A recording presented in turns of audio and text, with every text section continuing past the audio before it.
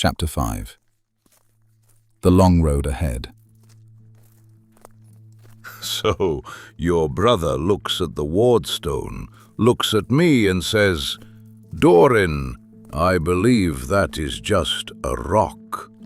Doran's voice carried the story with the ease of a man who had told it before and enjoyed it more each time. He walked with his axe resting across one shoulder, free hand carving shapes in the air as he spoke. Now, I couldn't read the inscription myself, mind you. My Elvish is terrible. But the look on his face... Doran shook his head, grinning into his beard. I swear on the stone, never felt so good to get one over on an elf. Keelan walked a half step ahead, her cloak shifting with each stride. She hadn't turned around, but Alaric could see the set of her shoulders had changed, looser, almost listening with her whole body. So I told him... Doran's grin faded by a measure. He glanced at the back of Keelan's head, and something careful entered his voice. That was the first time I met him, actually. Silence settled for a few strides. Keelan's voice came without her turning. It's all right, Doran. The dwarf stopped mid-step, mouth half open on whatever he'd planned to say next. It makes me happy, knowing he has someone out there who calls him friend.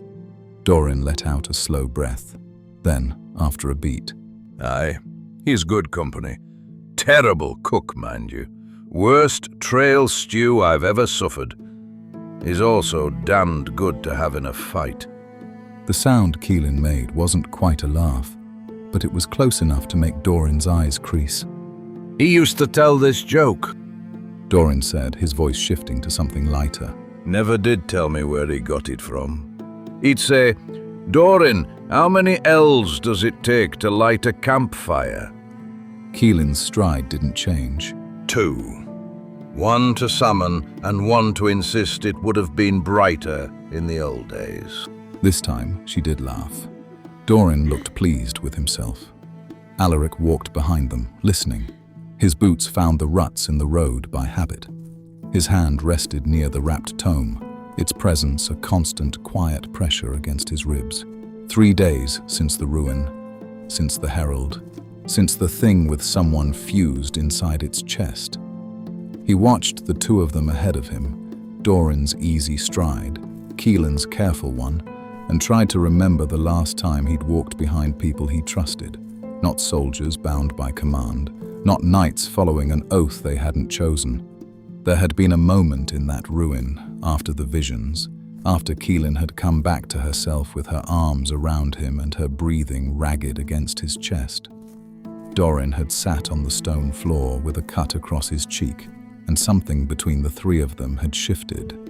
Alaric's thoughts turned inward as Doran's voice drifted into another story. What troubled him most wasn't the danger. It was the pattern. For years he had searched, scraped for answers in forgotten places, chased fragments of truth that the Order refused to acknowledge. And now, in the span of days, answers, and what felt like proof, had simply appeared. Things didn't fall into your hands unless someone wanted them there. He didn't have an answer, only the weight of the question and the memory of a whisper too close to his ear. You will fail, just as you always have. "You okay back there, knight?" Alaric blinked. Doran had turned and was watching him with the look he wore when he was being perceptive and wanted you to know it. "You've barely said 10 words these last few days. Starting to worry you left your voice back in those ruins." Keelan glanced back as well, reading his face the way she read a tree line. Alaric looked past them both. The road ahead had widened. Wagons were visible now, slow-moving shapes against the dust, and the murmur of voices carried on the breeze. Traders with loaded carts, pilgrims in layered robes. A merchant wagon near the front was being pulled by a pair of grallics, broad-shouldered beasts with sun-colored scales that caught the light like hammered bronze. They moved with a lumbering patience, heavy heads swaying low, and floral braids had been woven between the ridged horns that curved back from their skulls. We're close. We should see the city before the road bends again. Doran exchanged a look with Keelan. The elf's brow lifted just slightly, and she turned back to the road without comment. They walked on as the traffic thickened. Small blue flowers had pushed up through the cracks in the old stone road, their stems bent by years of the wind. Crushed underfoot by passing carts, they gave off a faint sweetness that mixed with the dust and dry earth, the last scent of open country before the city swallowed the road entirely. Keelan was gone before either of them noticed. Doran looked sideways at Alaric. Where's she off to?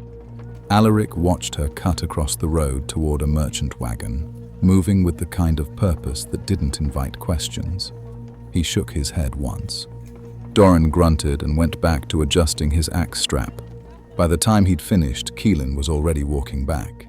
She tossed a cloak to Doran without breaking stride. That's for you. Then she held out a folded tunic and trousers to Alaric. Simple cloth. Dark. The kind of thing a man wore when he didn't want to be remembered. You too. Right now, you look like a wounded, radiant knight who lost a fight with a mountain. Every guard at that gate is going to remember the man in battered plate and talk about him before the day's end. Doran held the cloak at arm's length. What's wrong with what I'm wearing? Nothing.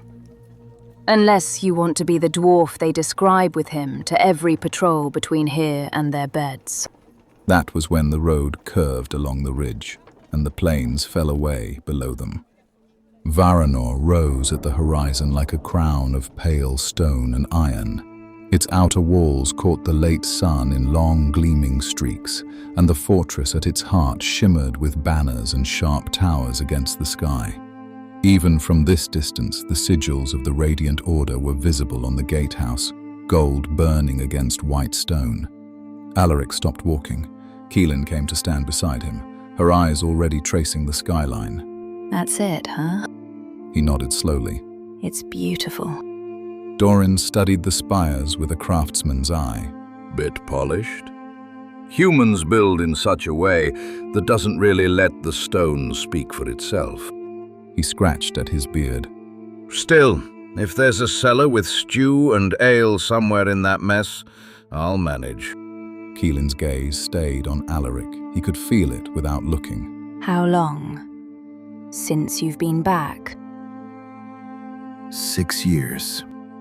Does it feel like going home? He didn't answer for a long moment. Then, There's a spot ahead, just before the road straightens toward the gate. Travelers used to stop there before the city. We can change out of what we're wearing before we get closer.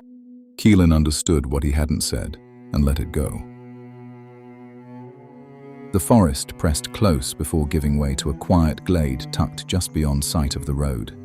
The air shifted immediately, cooler, filtered through moss and bark. A thin stream threaded silver between the roots nearby. Still here. Alaric said quietly. Wasn't completely sure it would be. Doran stepped in beside him, squinting at the light coming through the canopy. This is quaint. Keelan moved past them without comment, scanning the tree line out of habit. The clearing felt old, the kind of place travelers passed through and spoke of only in fragments. Doran dropped his pack and started unrolling the new cloak. Then he stopped. Remind me why I'm putting this on? Dwarves walk free in every city from here to the Iron Spine. Keelan was already pulling the tie from her hair. She gathered the strands lower and braided them forward along the sides of her face, tucking the ends beneath her jaw where they fell just past her ears. It was a quick, practiced motion, the kind of thing done often enough that her fingers didn't need to think about it. She unslung her bow and quiver and slid them into the satchel, the enchanted seams swallowing them without complaint. Then she pulled her hood up and adjusted it until the braid and the shadow did the rest. When she turned back, the silhouette was different. Less ranger, more traveler. It's not about who's welcome, Doran. She adjusted the hood until it sat just right. It's about who gets remembered. When was the last time you saw a fully armored, radiant knight walking through the market district? Or an elf in a human city who wasn't part of some delegation? Doran frowned. Elves trade? Elves send envoys. Keelan's mouth quirked, but the humor didn't reach her eyes. Most people in a city like this have maybe only ever seen an elf once, maybe twice in their life. And when they did, it was most likely a procession down the main road with an armed escort headed somewhere important. She tugged the hood lower over her ears. The Codex doesn't help. Its teachings put humans at the center, and nobody in the Order has ever been in a rush to correct that. Doran was quiet for a beat. Then he shrugged one shoulder as he pulled the cloak on and fastened it at the throat as he grumbled. Put a dwarf in a crowd and most folk just see a short man with a good beard. Keelan's mouth thinned, but she didn't argue. Alaric had moved to the stream's edge. He stood still for a moment, looking down at his own reflection broken across the water. Then his hand went to his belt. The helm came off first. It was cracked from the bridge of the nose to the left temple, a fracture from the ruin that had nearly taken his head with it. He held it in both hands, turning it until the inscription along the inner brow caught the light. He ran his thumb across the letters before he set the helm down on the stone beside the stream. The pauldrons were next. He worked the buckles methodically, each piece coming free with the soft grind of metal on leather. One by one they came off, thudding onto the earth. He reached back for the strap that held the chest and lower plate and couldn't find the angle. His fingers scraped uselessly across the buckle. Here. Keelan was behind him. He hadn't heard her approach. Her fingers found the strap and worked it loose with a quick, sure pull. The plate fell away. Alaric stood still for a breath. Thank you. Keelan stepped back without comment. He peeled off the ruined undershirt and moved to the stream. The water was cold and clean. He knelt, cupped it in his hands, and dragged it through his hair and down the back of his neck. Scars crossed his skin in pale lines and old burns, a map of years the Order would rather forget. One long, ragged gouge carved along his ribs where something had nearly gutted him as a younger man. Keelan brought him a cloth from her pack without being asked. He dried off, pulled the new tunic over his head, and reached for his old cloak. Keelan intercepted him. She held out a different one, dark wool, well kept but worn soft by years of use. This will draw less attention. Alaric looked at it. Something in the way she held it told him it wasn't hers. It belongs to my brother. Their eyes met. He took the cloak carefully. Look at you two. Doran said from behind them. One tending and the other brooding by the river. Should have packed wine. Alaric let out a breath that was almost a laugh as Keelan crouched beside the pile of armor and began packing it into her satchel. The enchanted seams shimmered faintly as each piece vanished inside. Doran had been watching since the second piece disappeared. Is that what I think it is? I saw you slip your bow in there earlier and I wasn't sure, but that... He gestured at the breastplate-sized opening of a shoulder bag. It's exactly what you think it is. Doran stepped closer, leaning in like a man inspecting a gemstone. I've only seen a handful. Your brother had one. Something shifted in his expression, softening with the memory. Did your father make yours? Keelan's hands stilled on the clasp. My mother made it. Doran's brow lifted. Oh, I thought... The tome. Keelan said, turning to Alaric. Hand it here. Alaric passed her the wrapped tome without comment. It pulsed faintly against her fingers before the satchel swallowed it with the rest. Alaric adjusted the cloak. It sat well. The hood fell at the right angle. Dawnshear, wrapped and bound against his back, still radiated a quiet presence but no longer caught the eye. Keelan looked him over once, then nodded. Better. The gates of Varanor swallowed the road. The arch was wide enough for 4 wagons abreast, its stone carved with sigils that had once burned gold. Some of them still did. Others had dimmed to a faint flicker, and a few had gone dark entirely, hairline fractures running through the etchwork like veins in a dying leaf. The stone guardians flanking the entry stood 20 feet tall, swords raised, their faces worn smooth by weather and time. Alaric remembered when those faces had still held expressions. They passed beneath the arch and the air changed. The open wind of the plains cut off as if a door had closed behind them.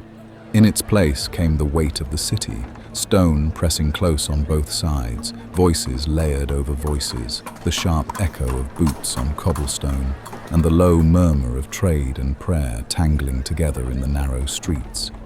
Smoke from braziers and bakeries drifted in thin ribbons between the rooftops.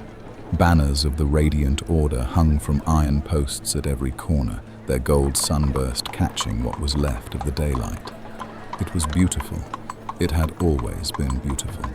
But Alaric felt it the way you feel a change in weather before the sky admits it. The streets were full, traders calling prices, children weaving between legs, a woman hanging laundry from a second-floor window, normal, alive, and yet beneath it something had tightened. Alaric's steps had slowed without him realizing it as his senses took everything in around him. The bakery on the corner of Ashmark Lane was still there, though the sign had been repainted. The training yard where he'd first held a blade was visible through a gap between buildings, smaller than he remembered. A boy no older than 10 ran past carrying a wooden sword, and for a moment Alaric's chest tightened with something he couldn't name. Keelan's hand closed around his arm, just above the elbow. Not hard, just enough. He blinked, nodded, and his feet found the rhythm again. On his other side, Doran's head had turned toward a row of food stalls lining the lower market. Smoke curled from iron grates, carrying the smell of charred meat and something sweet baked into bread. His stride had already started to drift. Doran? Keelan didn't even look at him. I'm just looking, he mumbled. You're wandering. Let's get something to eat off the street, please. Doran muttered something about elves and the death of simple pleasures, but he straightened his line. They moved deeper. The streets narrowed. The banners grew more frequent, as if the city were trying to convince itself of something. Alaric kept his head down but his eyes open, tracing the walls he'd once known by heart. The patrols moved in pairs where they used to walk alone. The guards at the intersections stood with hands on hilts instead of crossed behind their backs. Conversations dropped to murmurs as armor passed. Doran's eyes moved over the nearest patrol as it passed, almost somber. I've seen towns like this. Right before something breaks. No one argued. They rounded the next corner and a gust of warm air hit them. Doran's head turned before the rest of him did. A tavern sat tucked between a tanner's shop and what looked like a former watchtower. Its sign, faded but legible, swayed in the breeze. A silver stag mid-stride, painted over wood that had seen better centuries. Warm light spilled from the windows, and the door swung open with a burst of noise, laughter, the clatter of mugs, and beneath it all, the low thrum of a stringed instrument playing a melody that moved in a rhythm Alaric didn't recognize, but Doran clearly did. The dwarf stopped mid-stride, his head tilted, something in his face shifted, the tension of the last hour loosening like a knot cut free. There. That one. Keelan glanced at the sign, then back at him. Really? The first one you see? It seems noisy. Then it's perfect. Doran was already moving. No one notices 3 more travelers in a room that loud. He was through the door before either of them could stop him. Keelan looked at Alaric. He shrugged once. She sighed and followed. By the time they stepped inside, Doran had already found a corner booth, backs to the wall and eyes to the room, and was waving them over from beside a serving girl he'd apparently made friends with in the time it took them to cross the threshold. Keelan settled into the booth's shadow. Her gaze moved over the room once, cataloguing exits, sight lines, nothing worth worrying about, before she turned back to the table. The food came quickly, thick stew, fresh bread, mugs of dark ale. Doran lifted his bowl and drank it as if it were ale. Keelan ate with more restraint, blowing on her first bite. Even Alaric, after staring at the steam for a long moment, picked up the spoon. The warmth settled into his stomach and spread outward. Bite after bite, each one larger than the last, surprised by how much he had needed it. Doran glanced over, spoon halfway to his mouth. Careful, Knight. There's plenty more. Remember, the elves buy in. Keelan looked up. Excuse me? Alaric laughed. It came out before he could catch it, short and rough. Keelan and Doran both looked at him, startled, as if the sound had come from the wrong person. He's not wrong, Keelan. Alaric said, still holding the edge of it. I recall someone saying they were buying the first round. And after 3 days of Doran's trail stew, I think we've earned a proper meal with some proper ingredients, don't you? Keelan's surprise softened into a laugh of her own. Doran grumbled into his beard and raised his hand for the serving girl. More ale! He called, then settling back. My friends are paying. For a time after that, no one spoke of ruins or tomes or what waited in the dark. The tavern moved around them like a river, parting around stones, voices, laughter, the clink of cups, none of it close enough to touch them. Then Keelan set her spoon down. So, who is this contact of yours? Alaric took a slow drink from his mug and set it down carefully. We're here to see the Justicar. Doran choked. He slammed a fist against his chest, coughed hard, and stared at Alaric with watering eyes. I'm sorry, what? Keelan looked between them. The Justicar. Isn't that the title of the leader of the Radiant Order's church? Doran was still coughing, but managed to shake his head. He's not just the leader of some church, lass.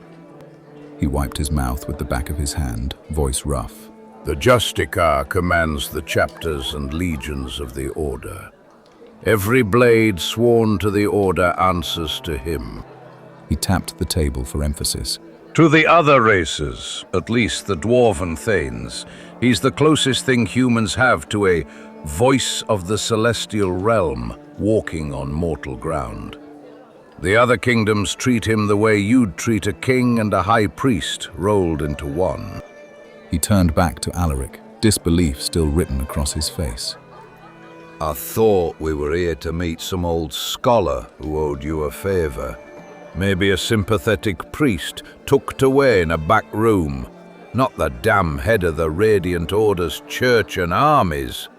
Alaric tore a piece of bread in half. Draven's an old friend. Doran blinked, then let out a single breath that might have been a laugh if it weren't so stunned. The man who speaks for the Fontenale and is the defender of the celestial realm is your old friend? He paused. Who are you really, Knight? Alaric didn't answer right away. He turned the bread in his fingers, watching the candlelight play across the crust, as if the next words might be easier if he wasn't looking at them. I was a knight commander of the Ordo Caelestis. Doran went very still. Keelan looked between them. What does that mean? Doran's voice had dropped. It means he didn't just serve in the Order, lass. He was the Order. The Ordo Caelestis are the Justicar's fingers. They lead his legions. He stopped, as if the words themselves carried weight he hadn't expected to feel. You changed maps. He looked at Alaric again, differently now. Silence held the table. Alaric had seen these looks before, the widening behind the eyes, the quick recalculation of everything said and unsaid since they had met. He had watched it happen in taverns and on roadsides and in the faces of people who had been laughing with him a moment before. It never got easier. I served the Order for most of my life. I believed in what it was supposed to stand for. I still stand for that. It's just now, I stand alone. What makes a knight commander of the damned Ordo Caelestis walk away from that? He doesn't. Alaric met the dwarf's eyes. He gets cast out and branded as a heretic by the very order he swore to serve and exiled on the word of the council. Doran's chair scraped back hard enough to draw looks from the nearest tables. Doran was on his feet, one hand flat on the wood, the other curled at his side. His voice came low and tight, meant only for the three of them. Heretic. He said the word like he was testing its edge. So you're telling me I've been walking beside one of the Abyss touched? One of the ones the Order brands for trafficking in shadow? Is that what you're telling me, lad? Alaric didn't flinch. Keelan's hand settled on Doran's forearm. Doran? Her voice carried the kind of quiet that expected to be heard. This man pulled me from death. He bled beside you in the dark beneath Dracon Heights and saved both our lives. Whatever title the Order took from him, our friend has earned the right to finish speaking. Doran looked at her hand on his arm, looked at Alaric. Something shifted behind his eyes. He let out a breath that was almost a laugh. He dropped back into his chair and reached across the table to clap Alaric on the shoulder hard enough to rattle the ale. That's fair. Go on then, heretic. I've heard worse over drinks. The word landed differently this time. Doran's mouth twitched at the corner, and something in his posture said he was leaning in now, not away, almost eager. Alaric turned the bread slowly between his hands. There was a mission, deep into blighted territory. The Council's intelligence said its forces would face bandits and roving heretics. I had reason to believe otherwise. I brought my concerns to the Council, told them the reports were wrong, that they would be sending troops into something they weren't prepared for. He paused. They questioned my faith. Keelan's expression didn't change, but her stillness had a different quality now. So I led the mission because I believed that if I was there, with my men, we could figure out what was actually happening. His thumb traced the bread. But I was wrong about that. No one spoke. Doran's hand had come to rest on the table, the levity gone from his face as Alaric continued. Good knights died because the Council's pride mattered more than the truth standing in front of them. And when it was over, when I stood before that same Council and told them exactly what their judgment had cost, He let the sentence settle.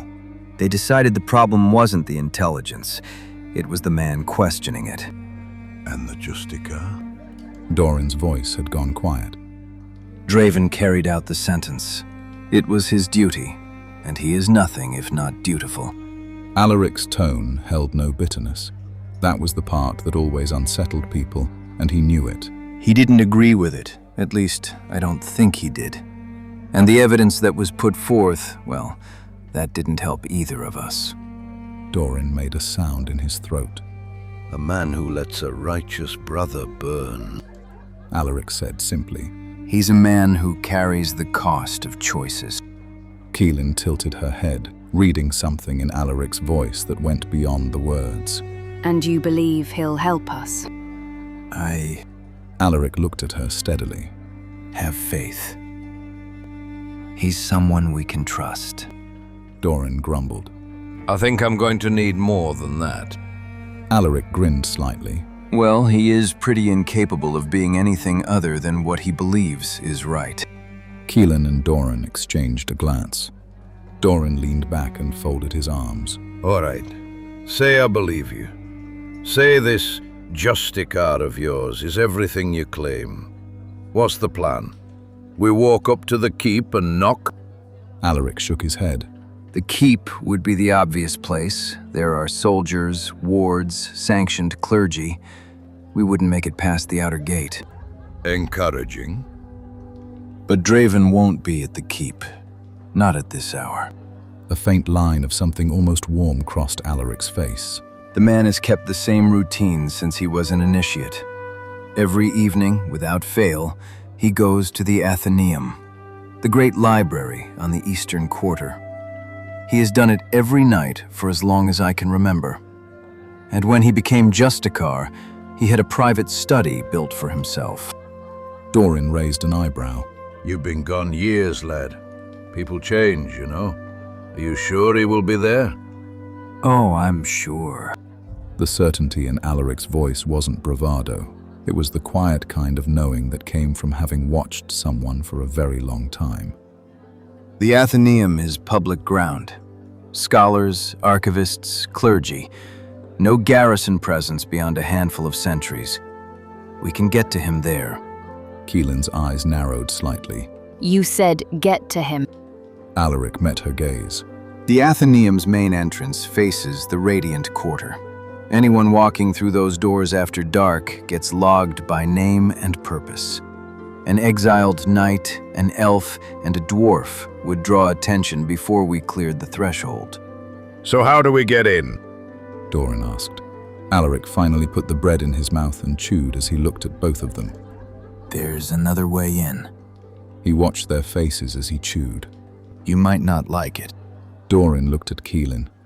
Keelan looked at Alaric. Lad, you're looking for trouble, aren't you? The tavern district fell behind them, replaced by taller buildings of pale stone, their facades carved with script Alaric could read even in the dark. Government halls, clergy offices, lanterns hung from iron brackets at regular intervals, each one casting the same measured circle of light, and even the shadows here felt orderly. Doran walked between them, his eyes moving from building to building. After a long stretch of silence, he spoke. So, this plan we aren't going to like. Alaric turned down an alley. The space was barely wide enough for two abreast, and the walls rose high on both sides, old brick stained dark by years of rain. Above them, stretching from window to window and climbing in layered rows toward the narrow strip of sky, hundreds of garments hung drying on lines. Pale fabric, all of it. The same cut, the same color, repeated so many times it looked like the alley had dressed itself. Alaric reached up and pulled one down. It came free of its pins with a quiet snap. He grabbed a pair of gloves hanging beside it. He held it out in front of him and let the garment unfold. It was a long robe, hooded, high-collared, with a sash that wrapped at the waist and a veil worn over the face. Simple, shapeless. The Athenaeum is tended by an order called the Lumen Silentium. They are sisters of the sealed word, who maintain the collections, transcribe sacred texts, and serve as custodians of the library's lower halls. They take a vow of silence when they enter the order, a permanent one. Doran had been staring at the robe. His eyebrow climbed slowly. Alaric. His voice was careful, like a man approaching a trap he could already see. Is that a dress? Alaric's mouth twitched. Technically, it's a vestment. It's a dress. Doran grumbled. It's a hooded, religious vestment. It's a dress, and you want me to wear it. A flush crept up the back of Doran's neck. He drew himself up to his full height, which brought him roughly to the level of Alaric's chest, and folded his arms with the gravity of a man delivering a legal verdict. No, sir, absolutely not. A dwarf does have his pride, you know. Keelan laughed. She was already reaching up and pulling a second robe from the line.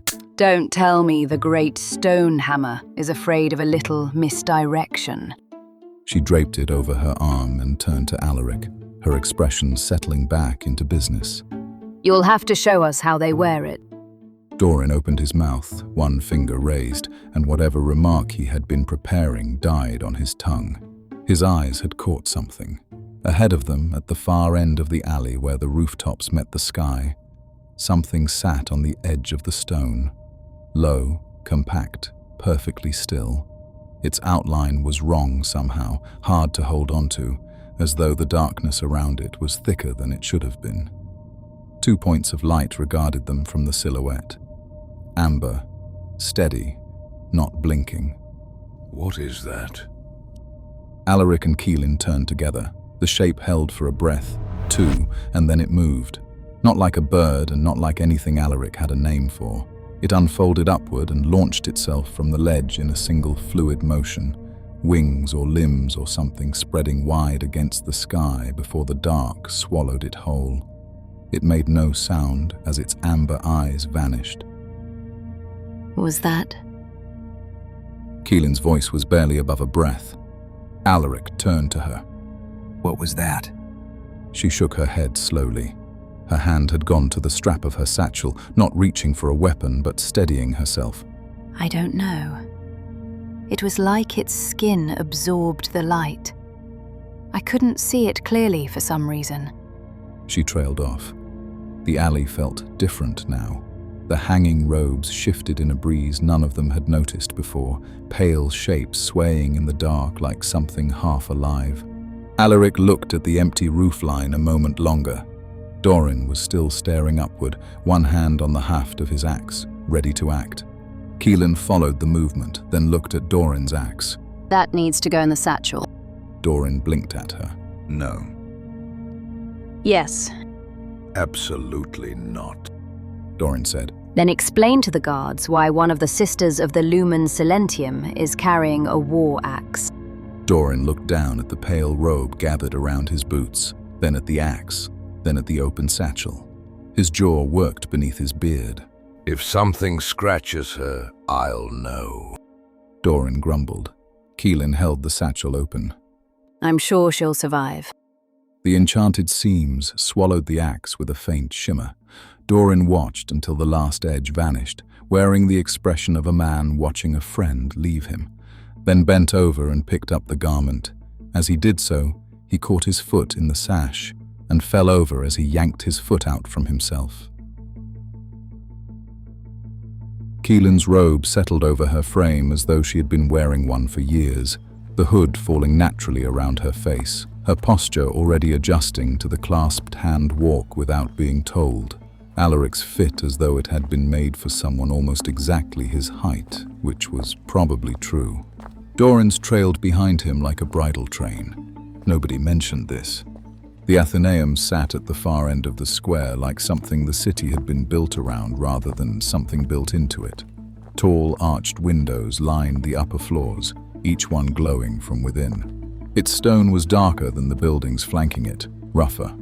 Radiant script ran across the lintel above the entrance, but beneath it, older carvings showed through where the weather had worn the facing stone thin. Whatever this building had been before the Athenaeum claimed it, Alaric could not say. Wide steps led up to the entrance, each one dished in the center from centuries of foot traffic. At the top, a gate of iron lattice stood open, and beyond it, a checkpoint booth sat to one side of the doors. A wooden podium held a heavy ledger, its pages curling at the edges. A lantern hung from a hook above it, throwing a circle of light that didn't quite reach the steps. The booth's window faced inward, away from their approach. Alaric led them up and stopped in front of the podium. No one acknowledged them at first. From inside the booth came the sound of two voices and the clatter of something small and wooden hitting a surface. One of the guards laughed, low and easy. The other swore and called for another throw. The dice clattered again. Ha! That's 6 straight. Pay up. One more, double or nothing. You said that 2 rounds ago. Oi! He called, not turning around. Who's out there? State your business or move along. The Athenaeum's on restricted hours. Silence. The 3 of them stood with their heads bowed, hands clasped. Hey, The guard's voice sharpened. I said state your... He turned in his seat, one hand still holding what looked like dice, and the words died in the same way the color left his face. Oh! He was on his feet before the word finished leaving him, the dice scattering across the booth floor. His companion looked up, saw the robes, and stood so quickly he cracked his knee against the booth's edge. Forgive me, sisters. The first guard's voice had dropped to something barely above a whisper. He stepped up to the ledger, presenting it the way a man might present an offering.